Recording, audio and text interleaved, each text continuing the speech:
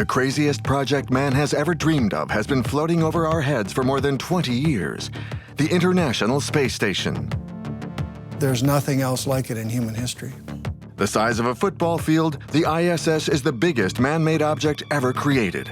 It travels above us at a speed of 28,000 kilometers an hour. It's a unique construction, a permanent fixture in space. How were engineers and astronauts able to put together this 400-ton machine? It's the most complex engineering building that we have ever constructed as humankind. The ISS is the only weightless space station in existence and an incredible tool at the service of humanity. It's a huge success, and down to the collaboration of many different countries. It's thanks to the ISS that everyone's focus is now on Mars. It's the place that allows us to imagine the future. It's a tool that allows us to fly further, higher, and faster. The space station is really our first step on our further journey into space. Space is an extreme and hostile place. Mankind has had to demonstrate incredible ingenuity and rise to huge technological challenges to allow astronauts to live there, almost as if they're living on Earth. Inside, it's small, like a telephone booth, but it's pretty cozy. How does the space station work? How do they repair it? How does one breathe inside it? Where does it get its energy from? It's filled with bags of rubbish. I need to crouch right down because there's not much room. I'll try and show you. We are going to take a trip backstage on board the International Space Station on a guided tour in the company of those who know it best, the astronauts. If I had the chance to go tomorrow, I would go back tomorrow. It's such an incredible place.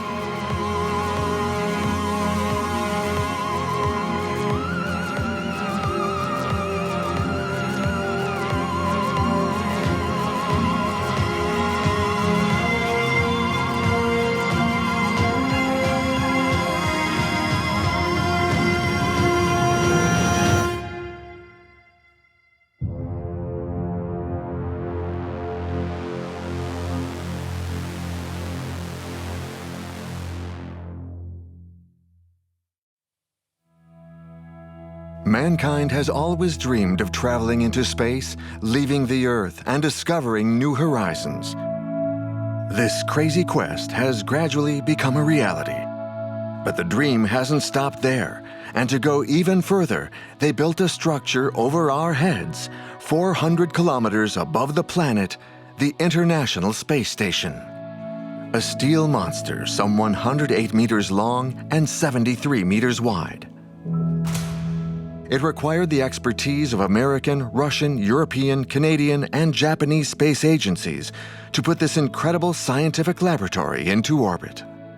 Like an enormous construction set, each piece was designed and constructed on Earth before being transported into space. It took 10 years to assemble in a challenge that went way beyond international borders. For almost 20 years now, 200 men and women from different countries have dedicated themselves in turn to live and work on board the International Space Station. Of course, the station has become our baby. It's our favorite toy, and we never get bored of it. It's our home, our place of work.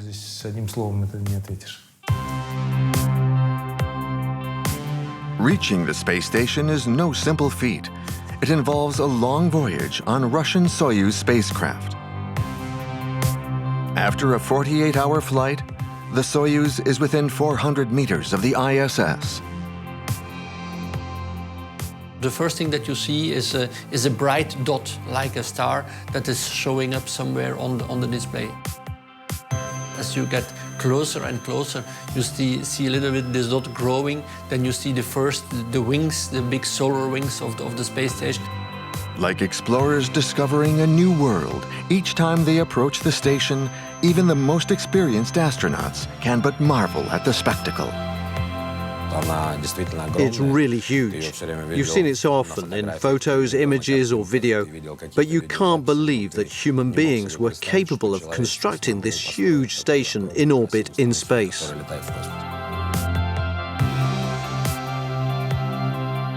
Then out my window, I could see solar arrays and thermal radiators and pieces of the station that kind of extend out into that corridor that we're traveling in. And they just get closer and closer and closer and fill the view of your window. You actually feel like you're being engulfed by the space station as you're coming in on a Soyuz. I've been to the station 3 times, and each time my feelings were the same. Admiration. Admiration for the size of it. It's truly gigantic. It looks wrong. I mean, it looks to your eye, there's something alien about everything you see. You will see any beam or post or module extremely well lit on one side, over bright, kind of, harsh lighting. And then right as you roll around to the side that is not directly facing the sun, it is black. Range is 3. The roll has stabilized. There is no roll now. There is no roll deviation. We're approaching really nicely.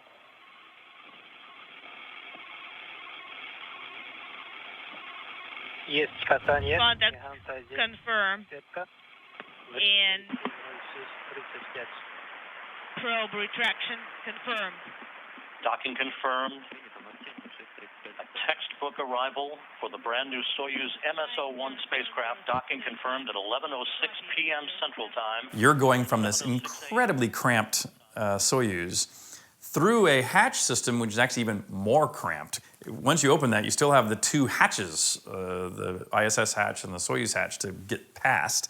So you're actually moving through an even tighter little space, and sort of being pulled in by your crewmates. You're coming through a birthing canal and being aided by the doctors on the other side to pull you across and into the main volume of the space station. And the hatch now opening. And when you leave the little ship and enter the huge station, you're overcome with emotion. You discover this huge space. You recognize some faces. It's really moving. Of course, it's overwhelming.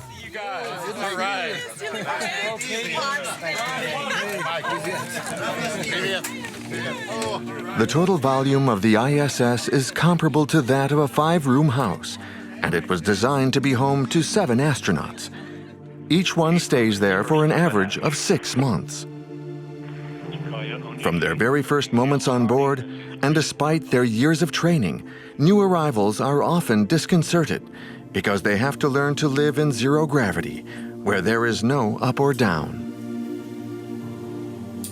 You're in 3 dimensions, and you're using a module that is up there, on the left, on the right, below, in front, behind. It's a bit complicated to get your bearings in the beginning.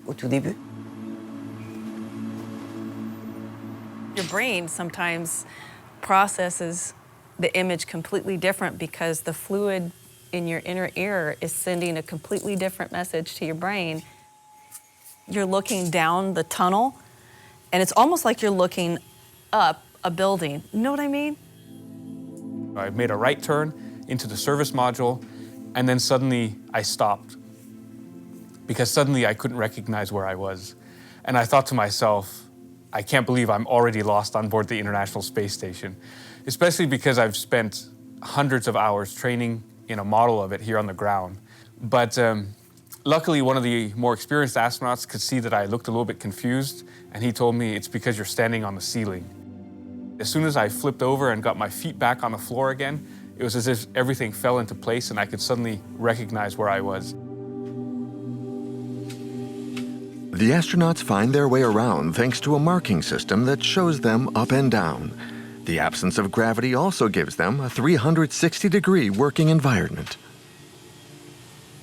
Of course, most of these modules you'll see they have 4 sides, and they're put together. That way we could sort of work on a flat plane, either a wall a floor, another wall, or the ceiling. But, you know, again, all you have to do is turn yourself and your reference changes.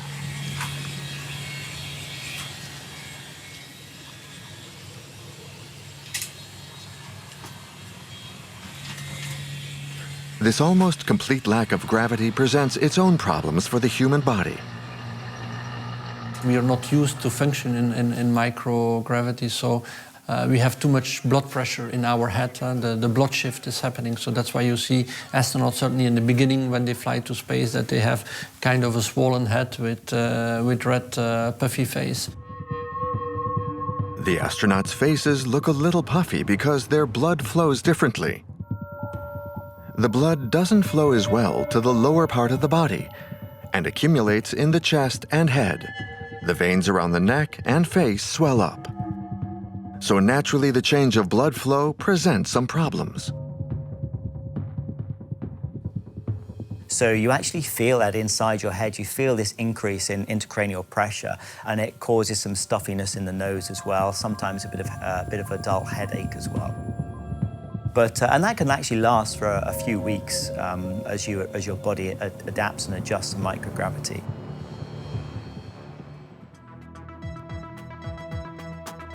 But the ISS is much more than a simple home in orbit around the Earth. Above all, it's a top-flight science laboratory in permanent residence in space. Over the past 2 decades, astronauts have carried out over 1,700 experiments there. Japan, the US, and Europe have each supplied a lab: Kibo, Destiny, and Columbus. The almost total lack of gravity and the almost total vacuum outside the station makes for an environment that is impossible to recreate on Earth. These two properties create ideal research conditions and the chance to use some unique chemical and physical processes. This research can be absolutely fundamental, with essential questions involving the effects of gravity on metabolic modifications, on combustion, on alloys, on fluid mechanics, with issues we can't explore on Earth because we cannot remove the effects of gravity.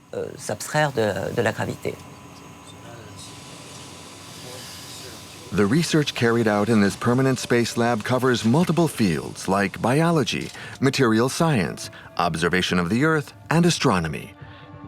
The results of some experiments already carried out have allowed us to create revolutionary new alloys and new medical treatments. The ISS also means we have a permanent human presence in space and can thus prepare for future manned voyages to other planets. Not only have certain experiments been useful for key research, but some will help us fly farther, higher, and faster. The success of the veggie experiment, which involved growing lettuce in orbit, is considered a real advance in terms of long-term space missions. The system was designed to supply a permanent source of fresh food to the crew. Cheers, cheers, cheers. On board the space station, they are also carrying out experiments in robotics. In a few years, remote-controlled robots could build other stations or even carry out experiments. This is another stepping stone towards Mars. But the special thing about this joystick was that I could feel the forces that the robot was exerting. And that's sort of a first step towards developing what we call an exoskeleton arm, which is a robotic arm that you can wear yourself. And as you move your arm, the robot follows your arm movements, but at the same time, it sends back the forces, so you can actually feel and control the forces that the robot is exerting. In the future, humans will also need to be capable of withstanding very long voyages. As such, the human body is also subjected to experiments on the ISS. Tube's filling up quite nicely. We're guinea pigs up there, so we're participating in experiments studying the effects on our bodies in that environment, the weightlessness, radiation, and any other aspects of that unique environment. The last 10 years have shown that the vision of 75% of astronauts is altered by long stays in space. For a long time, it was believed that the rush of blood to the head was behind these sight issues. But recently, it has been established that the liquid surrounding the brain and the spinal cord can also play a role in these vision problems. We're still not quite sure of the cause. There are some theories that it's intracranial pressure causing it. Maybe higher CO2 levels that we breathe in the atmosphere might contribute towards this as well. But what seems to be happening is a flattening of the retina. And that flattening of the retina is causing up to about a diopter shift in vision, so becoming nearsighted. What this shows us is that in the end, human beings have an astonishing capacity to adapt. In a weightless environment, the astronauts' bodies lengthen and can grow between 2 to 7 centimeters in length. And this is something I find that's remarkable about our human body, is how good it is at adapting to new environments.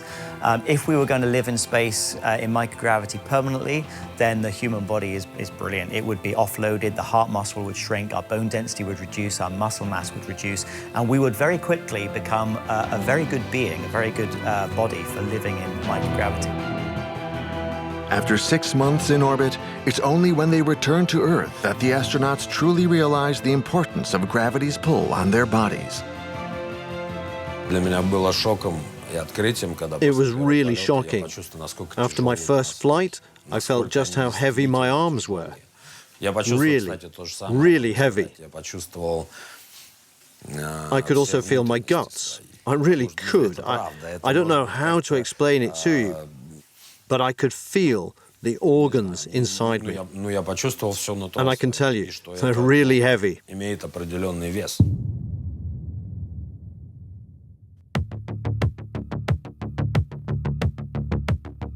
The idea of establishing a manned space station in orbit around the Earth is not a new one.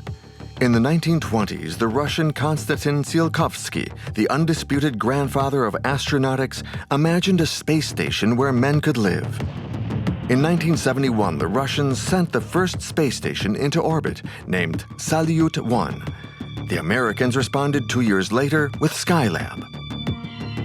Then, in the middle of the Cold War, in 1975, the Russians and Americans proved that space cooperation was possible with a joint Apollo-Soyuz mission.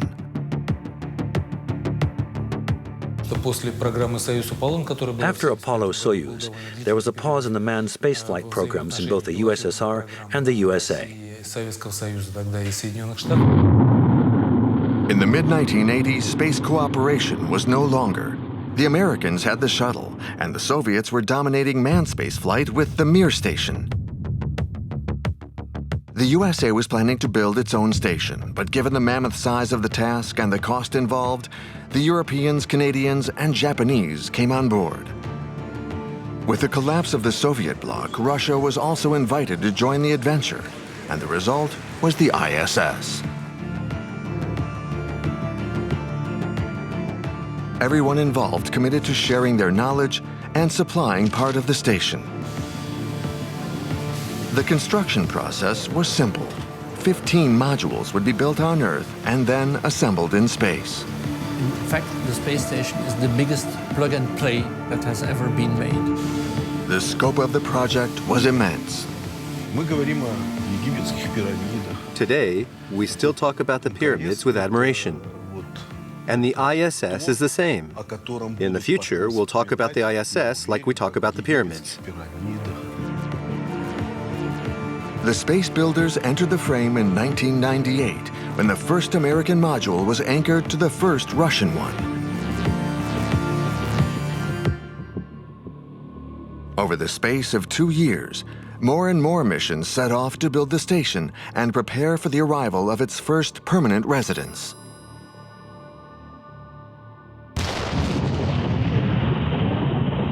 On November 2, 2000, cosmonaut Sergei Krikalev officially became the first resident of the International Space Station. The first thing we had to do was to turn the lights on. We had to establish the link with Earth, and I had to find a cable hidden behind a panel. And then we could do the first report. Yes, the first thing we had to do was turn the lights on.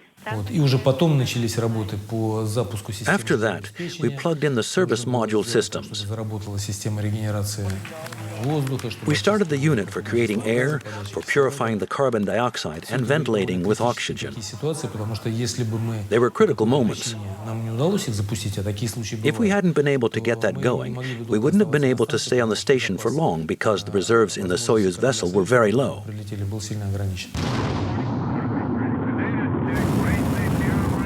Building the station took 115 launches to bring the modules and teams into space.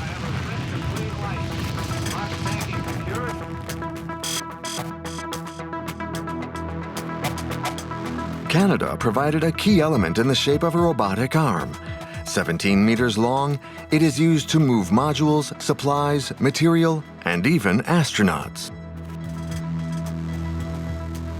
The fruit of international cooperation, the ISS gradually took shape in the sky. We designed every mission so that if something didn't work, we would put it back into the shuttle and we'd bring it back home, but we never had to do that.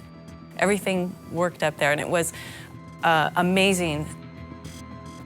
Especially when you consider that many components of the space station never were tested together on the Earth and integrated only on paper. Of course, it was all theoretical, and I was pretty surprised to see that we got it fully deployed. It's an absolutely extraordinary example of technological prowess. The construction and operation of the International Space Station is the most expensive project ever undertaken by humankind, costing some $150 billion. Firstly, it's not a huge amount of money, and what we're getting in return is a vast amount of scientific knowledge and understanding that is benefiting people back here on Earth. And if nothing else, it's an incredibly valuable insurance policy for the future.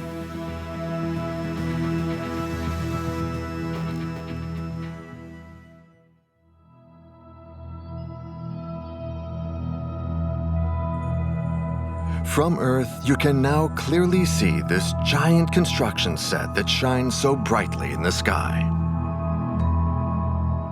The reason it's so bright is because of the massive solar arrays. The surface area of those solar arrays provide such a great reflective surface for a viewer on the surface of the Earth. And it's through those solar arrays that we capture the sun's energy, produce electricity, and charge batteries that are then discharged when we're on the night side of the Earth. When fully deployed, each panel is 73 meters long.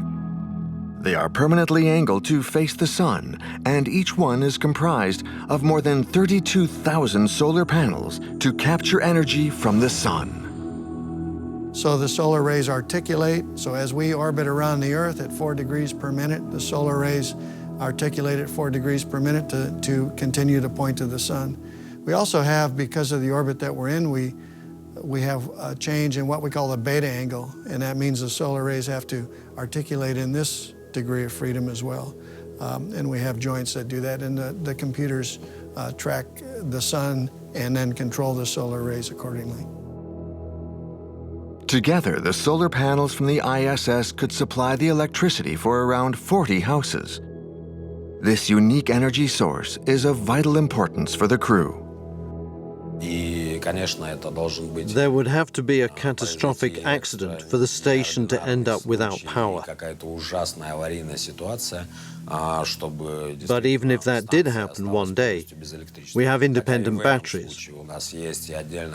And we also have solar batteries on our Soyuz vessels. It's virtually impossible to imagine the station without electricity.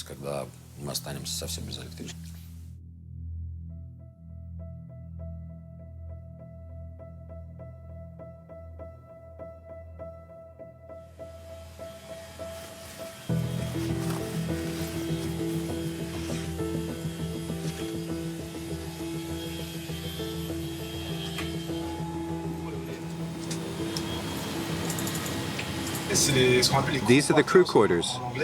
There are 4 here. I'll show you what mine looks like inside. There's my name on it, and that's how I know it's mine.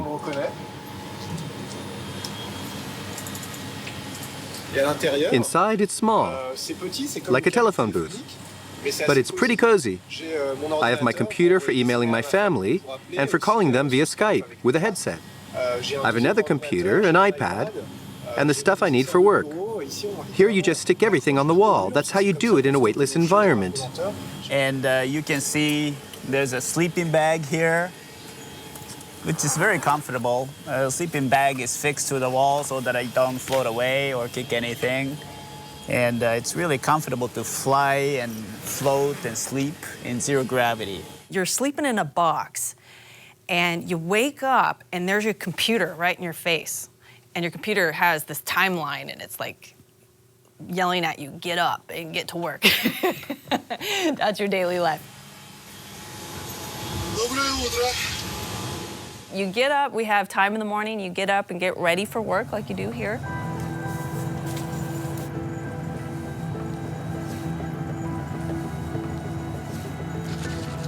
Doing your morning routine, washing a little bit, having breakfast, same as here on Earth. Usually crew gets up between 6 and 6:30 in the morning. For meals, the astronauts usually eat dehydrated products to facilitate transportation and reduce the amount of space required for storing food. So now our coffee packet is filled with nice hot water. We just need a little plastic straw. Insert the straw, take the cap off, and drink. The first thing to do, once you've woken up and had your coffee, is to check the station parameters and report to ground control to say how you are and how things are operating. Then you receive instructions from ground control that might change the timetable a little. We usually plan things week by week. To ensure the space station functions correctly, an efficient communication system is essential between the station and the Earth. In Houston, at the HQ of the American Space Agency, the teams are in contact with the astronauts almost constantly. From the control center, the engineers use telemetry to interact with many of the station's operational structures. If you want to do anything, if you want to send a command, turn a pump on, turn a fan on, you have to go to a computer and pull up various displays and then send a command to turn that fan on. So for the crew, it's kind of a pain, but for us, it's what we're trained on. So the ISS is definitely flown from the ground from various control centers all around the world. We have a bunch of different team members all in charge of various systems, and that's only out of Houston. So we also have people in Russia, we have people in Germany, we have people in Japan. So again, we have people all around the world working, again, for sort of a common goal. But a little better edge would be helpful. If you could tweak the holder or the sample, bump it a little bit, that would be helpful. Will do. Each of the station's modules has ways of communicating with Earth. Okay, this is our, it's called a PCS, which is basically information on how the station systems are doing. But most important thing for us are the comm, what is available comm-wise. And we have 4 different channels, space to ground 1, 2, 3, and 4. As you can see, it's upside down, but that's just the way it happens to be here for us. We need to talk to the ground quite a bit. They help us out tremendously. They're the ones with all the real knowledge, again, so we're just a glorified technician. Ground control maintains voice commanding and also electronic commanding of the space station, primarily by using satellites which are in a higher orbit. The International Space Station is constantly sending and receiving data via its satellite dishes. 36,000 kilometers above it, geostationary satellites receive the information and transmit it instantaneously to the ground. Communication is thus ensured all around the world. Now we are in communication virtually 100% of the time that we're on board. But that wasn't the case 15 years ago. We'd communicate in little periods, like 20 minutes, when we communicated with ground control, depending on the orbit. Today we have good quality communication for professional use and for talking to family and friends. It makes for much better living. Thanks to this communication, the astronauts are now able to share their feelings with the rest of the world.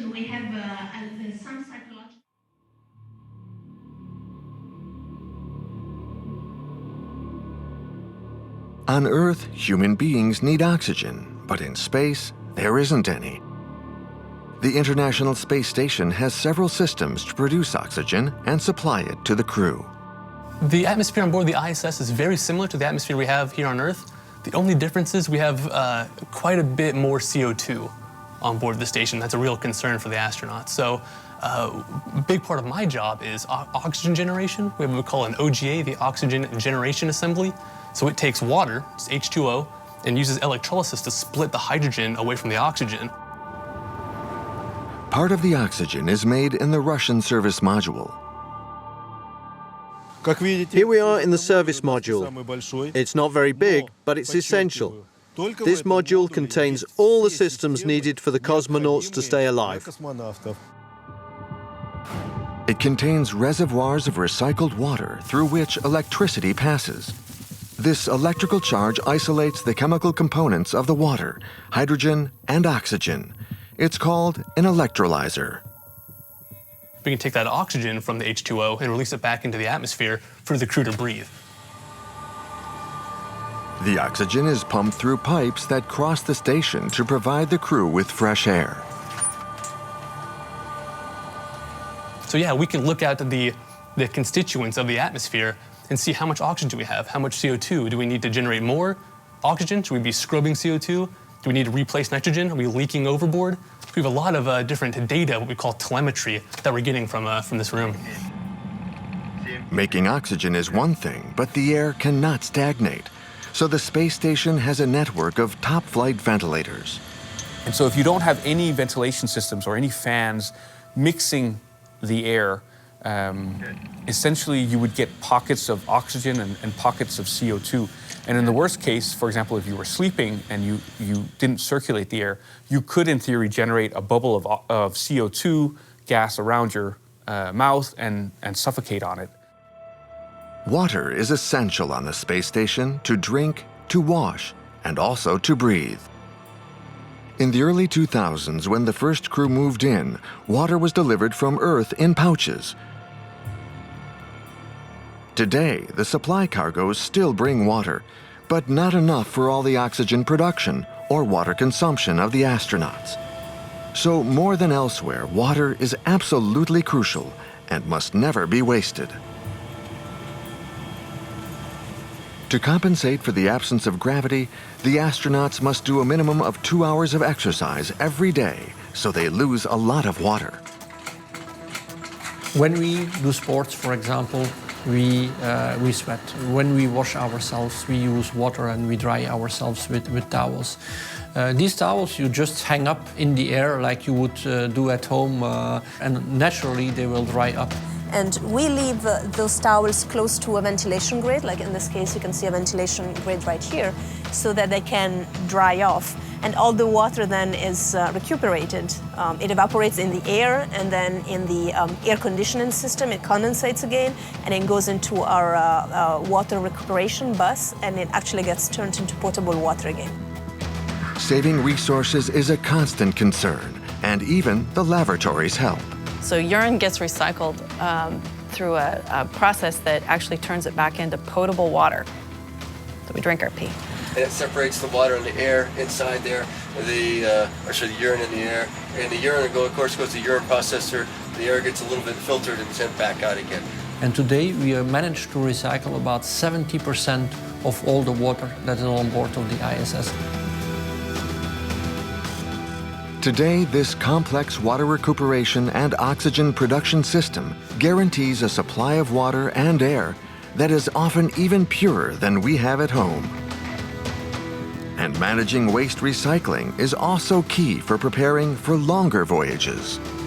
We can take the CO2, we can take the hydrogen from the electrolysis, react that with the water to produce more water and more oxygen, and then as a byproduct we get methane. In the case of the space station, methane is a waste product, and so we vent the methane overboard. But it's a very interesting reaction because you could potentially use this very same reaction on Mars to generate rocket fuel for your return journey home.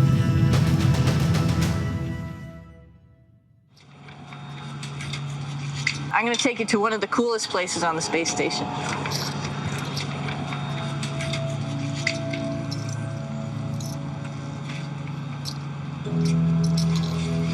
The place that everyone loves on the International Space Station is at the end of the Tranquility Module, the cupola. This dome with 7 reinforced panoramic windows always points towards the Earth, which is constantly passing.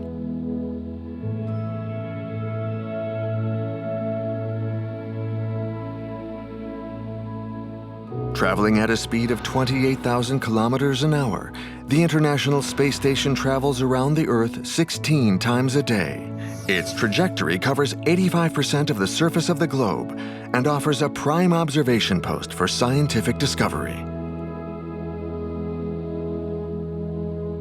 Within the framework of one of his experiments, Danish astronaut Andreas Mortensen is looking to film meteorological phenomena that are impossible to observe from the Earth. And one evening after dinner, I was sitting in cupola and a gigantic thunderstorm started to develop.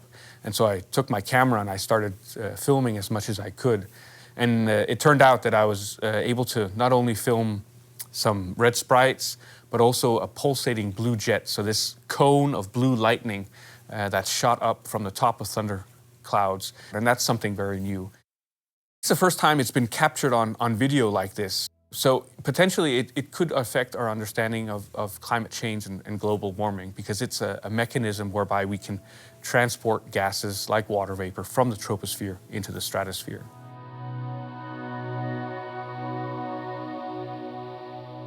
The cupola is also where the astronauts come when they have some free time.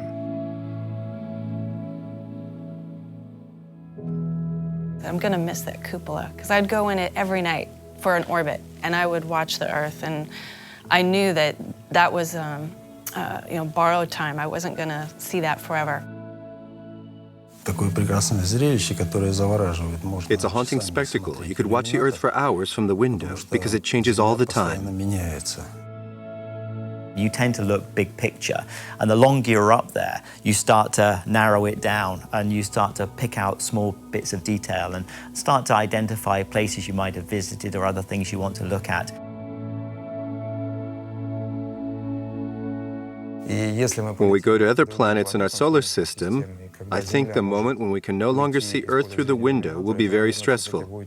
Because for us on board the station, as soon as we have some free time, we always look back at the Earth.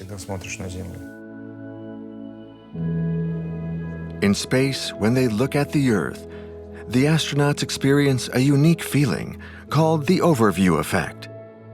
It's an awareness of the place of Earth in space.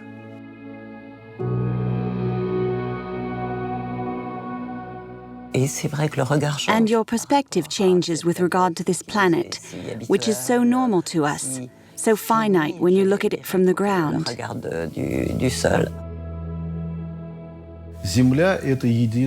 The Earth is a unique organism. You can't see the frontiers of countries, but you can see the frontiers of misery. From up there, you can see the environmental catastrophes, the fires. And sometimes you get the feeling that the Earth is calling out to us for help.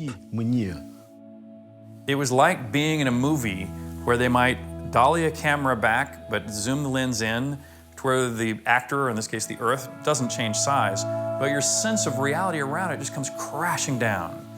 And I had literally a physical reaction at that moment where you just kind of know, like, I get it. I just kind of get it in a way that I've never done before.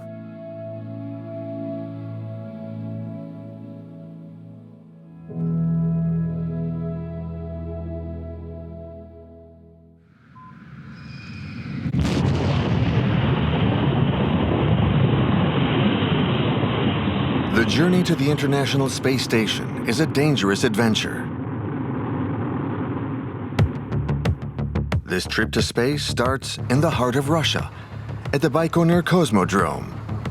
It's here because, currently, the only way to send astronauts to the ISS is on a Russian Soyuz vessel nicknamed the Space Taxi. The trip to the ISS takes 48 hours. The astronauts are seated in this little module perched at a height of more than 40 meters high. Strapped into their seats ready for takeoff, it's thanks to this cabin called the descent module that the astronauts can also return to Earth. When the vessel arrives in orbit, the team can move into the orbital module. The size of a small truck, this is where they can relax.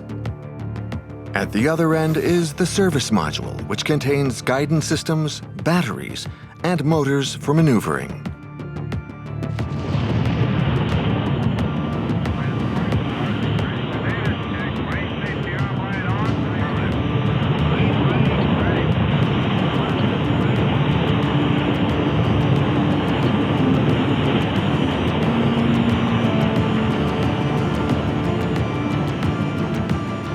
The team has to check the vessel's trajectory regularly and make adjustments if necessary. The trip takes them roughly 30 times around the Earth, the time it takes for the Soyuz to get into the same orbit as the ISS in order to dock with it.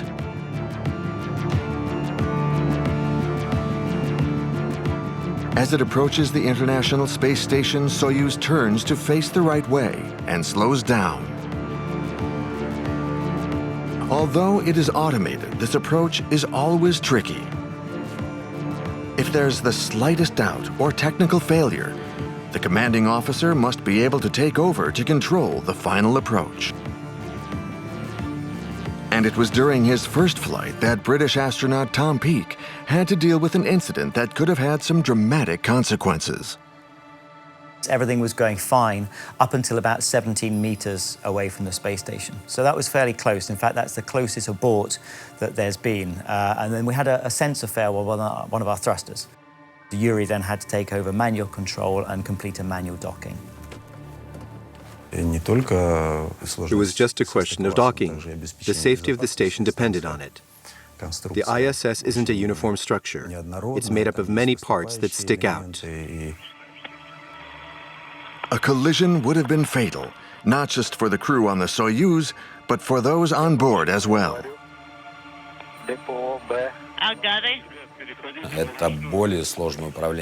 Piloting in space is much more complex than piloting on Earth because there are 6 elements to manage.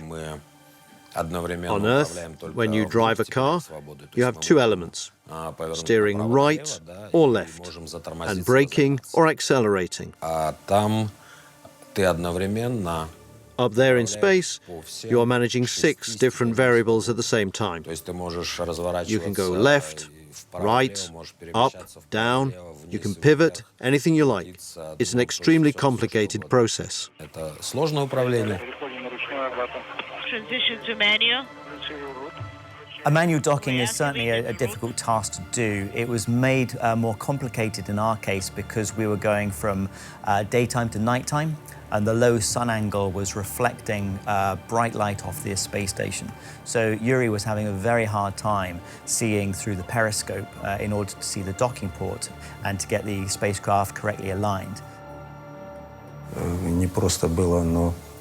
It was very complicated, but in the end, I managed to get a distance from where I could see the docking area, control the speed, and get the angle right.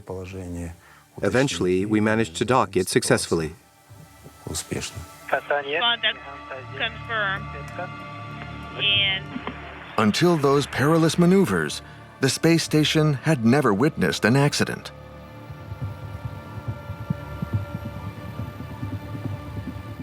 For some time now, private companies along with NASA have been developing new spacecraft to take astronauts to the International Space Station.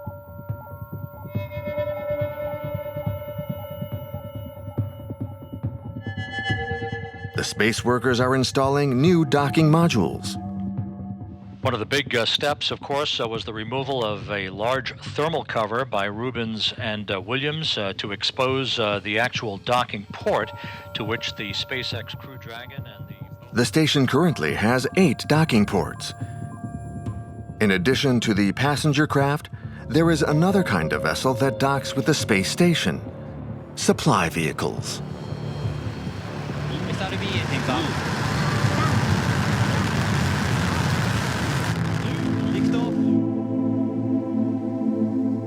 We have a lot of unmanned resupply vehicles that get sent up to the space station. We have Japanese resupply vehicles, we have Russian, we have American.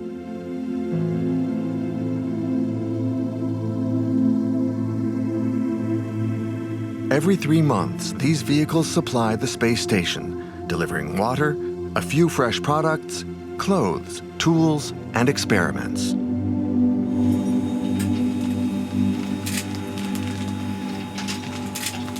Once emptied, these supply vehicles have another key function. They are used as the space station's trash can.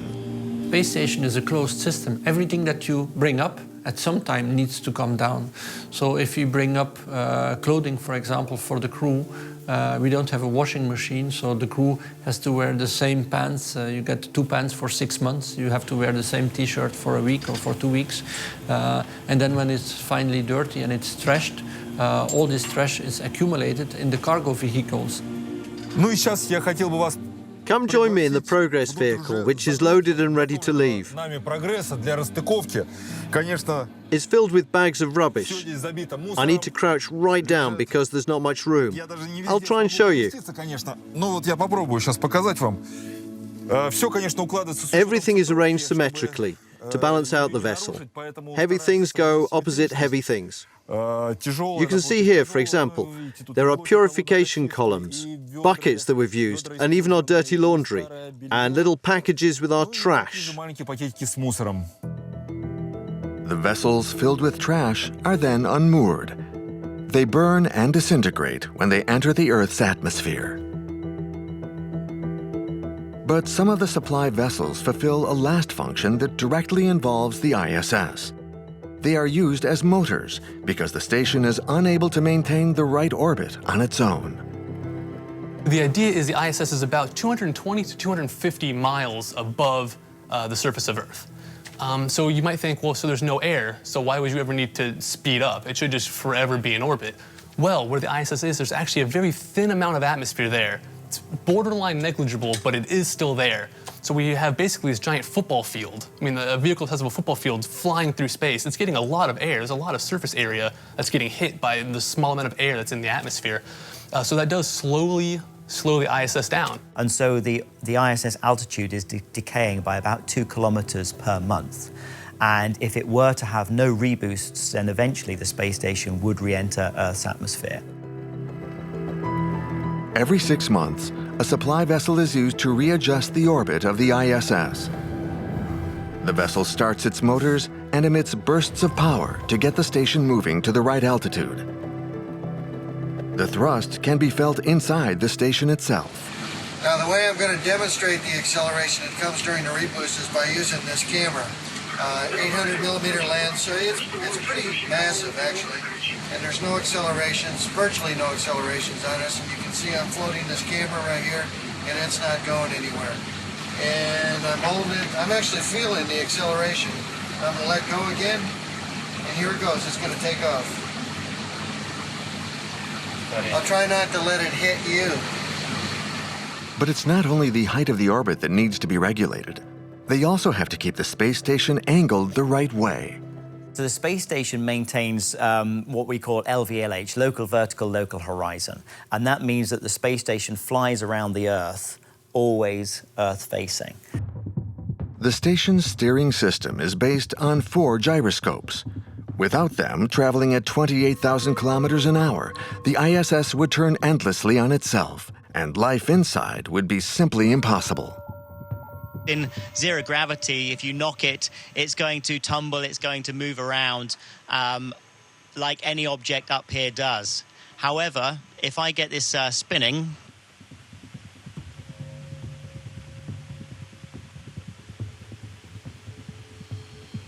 so once the gyroscope is spinning, you can just see how stable it becomes. And however I knock it, it's not going to change its plane. It's going to remain in the same plane. The gyroscopes turn like a spinning top or bicycle wheel to ensure stability. But the rotation axis of the gyroscopes is also controlled, allowing the station to tilt to follow the curve of the Earth. By maintaining this LVLH, it means that we have a great Earth observation platform. That's why our cupola window is always looking at planet Earth.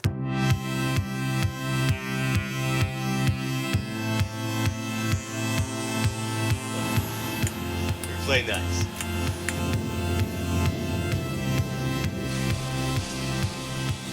When they aren't carrying out scientific experiments, the astronauts are busy maintaining the station. We do have one of the most important pieces of equipment on the International Space Station hidden up here. This is the vacuum cleaner.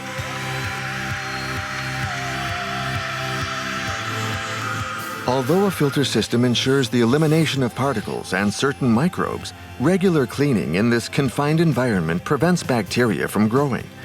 It also allows them to find parts they thought were lost forever. There is always work being carried out on the International Space Station. The daily lives of astronauts include plenty of time taken up with repairs and improvement work. But despite all their precautions, there are sometimes breakdowns and even major damage. That's what American astronaut Tracy Dyson discovered one evening in July 2010, just before going to bed. Everybody else had gone to bed, and I was doing my routine checks of the space station on the US segment. I was turning off the treadmill when all of a sudden red and yellow bells and whistles start going off, and it was way more than just our treadmill having a problem. And then it became pretty clear that there was a problem with the thermal control system. The thermal control system is vital for the astronaut's survival because outside the station, the temperature varies between minus 150 degrees in the shade and plus 120 degrees facing the sun.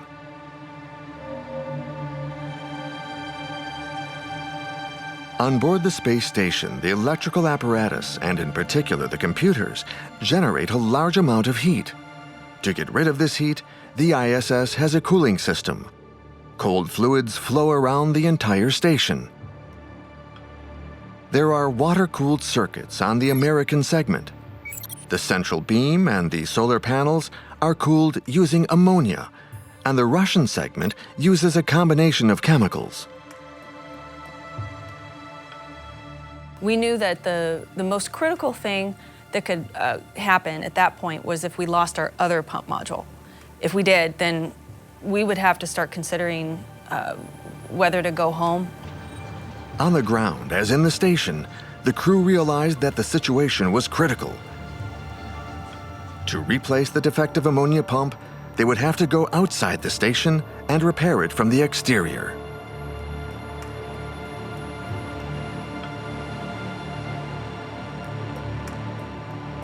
More dangerous than any other activity, spacewalks leave no room for improvisation and require lengthy preparations.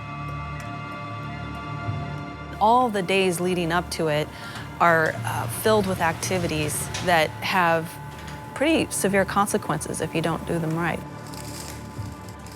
If a cosmonaut tells you they aren't afraid on a spacewalk, or that they did a flight to the ISS and were calm and had no fears, then they're lying. There are 2 depressurization airlocks for spacewalks, one on the Russian part and the other on the American section.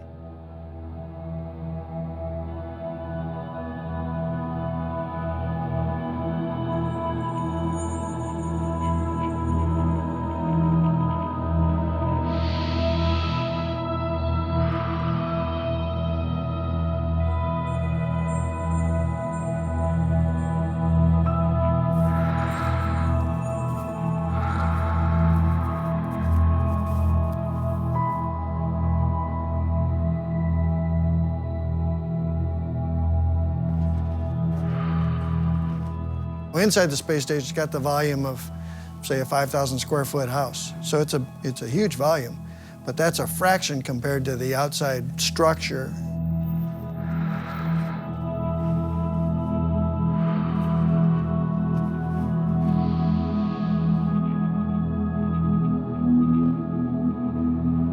Humans are incapable of surviving in the space vacuum. There is no oxygen, the body is exposed to extreme temperatures, to micrometeorites and cosmic rays. Carry out the repairs, the astronauts therefore have to wear some extremely high-tech gear. The spacesuit is a phenomenal piece of technology and engineering. It's a mini space station. It has to keep you alive. The astronaut survival has a price because these spacesuits cost $15 million apiece. They are composed of a bubble helmet covered in filters to protect their eyes from the sun's rays, which could blind them instantaneously. Powerful lamps are there to illuminate in the dark, and a camera sends images to the ground. A small tube right by the mouth delivers water to the astronaut during their walk. Earpieces and microphones allow them to communicate with ground control and the rest of the team on the ISS. On the front of the suit, dials control the oxygen feed and temperature.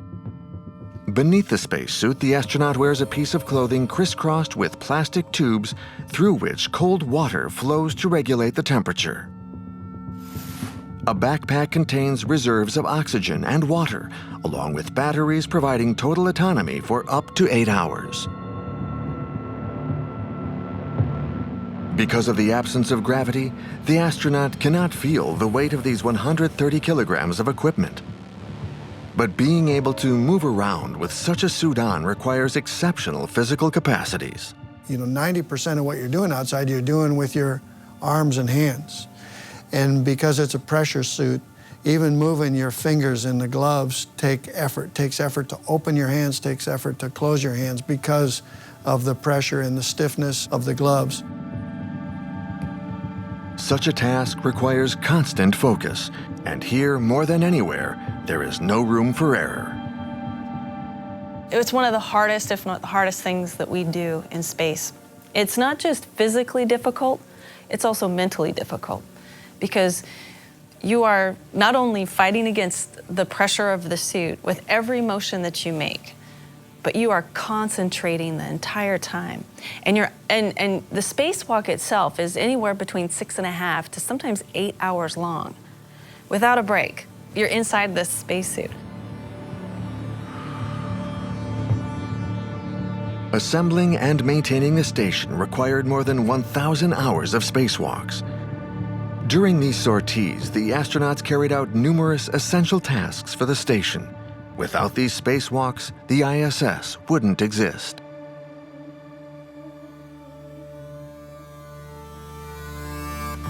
At 400 kilometers above the Earth and outside the station, Tracy Dyson and Doug Wheelock hurried to remove the defective pump and replace it with one of the 4 replacement pumps on board the ISS.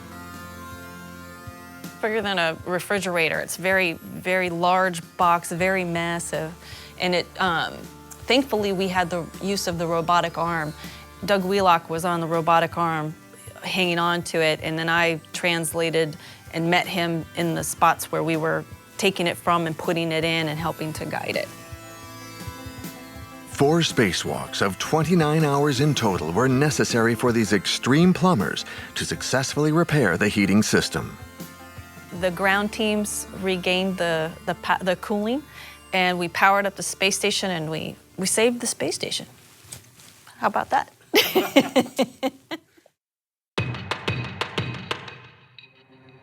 Other than technical failings, the International Space Station and its inhabitants face other dangers. Richard Garriott is one of the non-professional astronauts who was allowed to travel to the ISS. He remembers the many alarms that would sound every day. Because a small problem can quickly become a big problem, it's important that there are alarms for the problem when they're small to make sure you can address it before it becomes a big problem. On board the space station, the biggest danger is fire. During training, the astronauts learn to become real firefighters. You have a fire at your house here, you run outside, you call for the fire department, they can come and they can help you out, and you can leave your house, right? You can be safe. But on board the ISS, there's nowhere to go, so you have to fight it. I mean, you have to be able to put it out. Another worry for the astronauts is that on board the station, they are no longer protected by the Earth's atmosphere, and the cosmic eruptions from stars can cause cancer and lead to genetic mutations. The only thing that can really protect you against that is density of material. There's no amount of Kevlar or other impact protection that you can do to protect yourself from an atomic nucleus. It's too small, passes right through it. The best protection is to sleep or to spend as much time as you can behind as thick or heavy a mass of something you can. So for example, in the Russian segment where all the batteries are stored, those batteries are a pretty good protection. In the case of powerful cosmic eruptions, the Zvezda and the Destiny modules are the best places to protect the crew. The third biggest threat to the International Space Station is space debris. If you look through a 10 or 20-year-old window, there were impact spots of debris. It was obviously created by something incredibly small, like a flake of paint, but still was hitting at a velocity of up to 34,000 miles an hour, and so still makes quite a wallop. An object as small as a grain of sand launched at 28,000 kilometers per hour could make a hole in the hull of the station, cause it to depressurize, and kill the crew on board.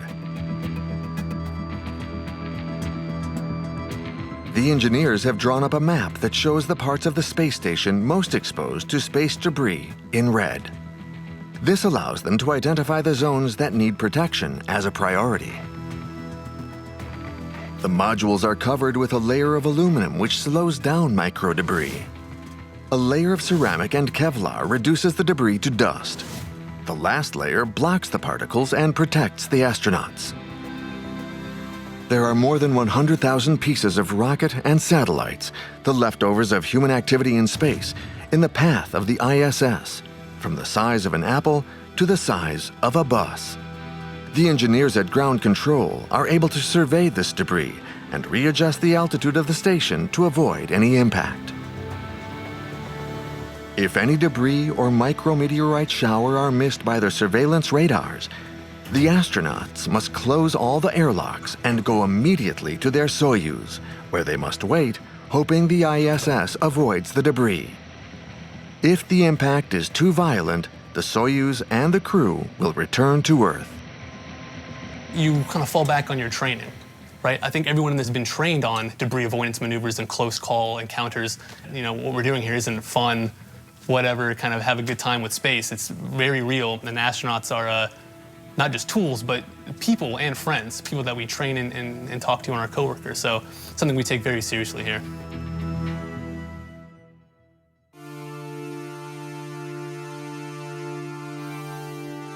Since 1998, the International Space Station has been serving mankind, and it's thanks to the ISS that we have learned how to live in space.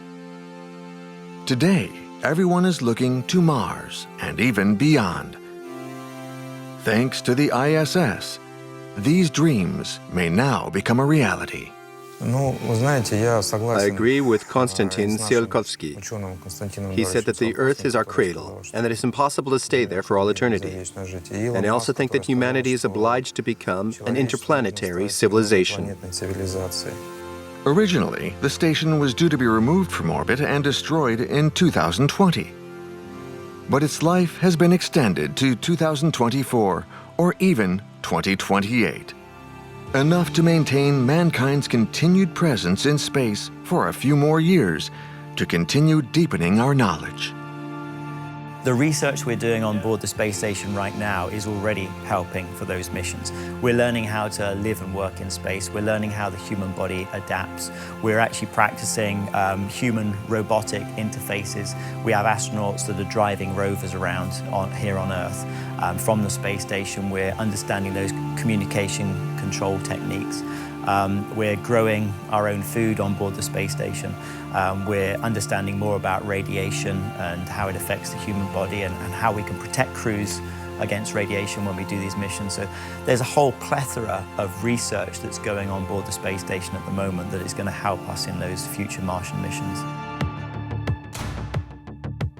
The International Space Station is already humankind's biggest technological success. But beyond that, it is proof that cooperation between people is possible. I hope that human spaceflight at least can help people also around the Earth, bring them together and find peaceful solutions like we do in the International Space Station. Despite of the conflicts between the US, Russia, Europe and so on, a lot of tensions, we still work together, we still can operate together, we still do science together, we still work for the benefit of humankind together. And I would hope that people around the world would take example to the ISS for that.